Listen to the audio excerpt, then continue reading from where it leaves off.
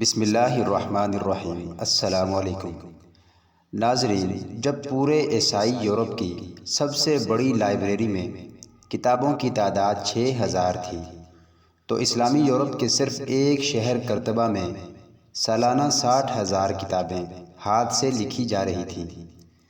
کہا جاتا ہے کہ اس وقت کے مسلم حکمرانوں کی لائبریری میں کتابوں کی تعداد 4 لاکھ تھی۔ قاہرہ، بغداد، دمشق، بخارا اور فاس کے کتب خانوں کا ذکر اس کے علاوہ ہے۔ تو اگر قوم کی ترقی، عروج و زوال کا تعلق صرف علم سے ہوتا تو اندلس پستی کی طرف کیوں گیا؟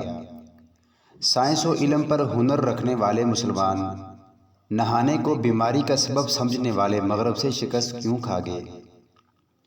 دراصل قوم کے عروج اور زوال کا تعلق اس کی کتابوں، اس کے فوجی لشکر یا اس کے ڈگری ہولڈر سے نہیں ہوتا، بلکہ قوم اس وقت ترقی کرتی ہے جب وہ اپنے نظریے پر کاربند ہو، اور جب وہ نظریے میں سستی دکھائے، اس میں ملاوٹ کرے تو وہ ناکام ہوتی ہے۔ یہی وجہ ہے خلفائے راشدین کے دور میں مسلمان عروج پر تھے، حالانکہ اس وقت مدینہ روم و فارس کے دارالحکومت کے سامنے کچھ نہیں تھا۔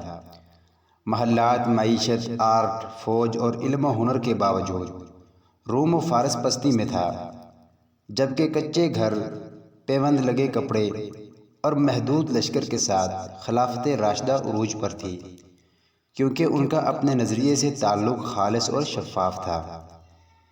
جب اندلس میں مسلمانوں نے اسلامی نظریے سے غفلت برتی، جب آپس میں اختلافات کا شکار ہوئے، جب ایک امام کی بجائے چھوٹی چھوٹی ریاستوں کی شکل اختیار کی، جب اللہ کے حکم کہ تفرقے میں نہ پڑو کو بھول گئے تو وہ پستی میں گئے۔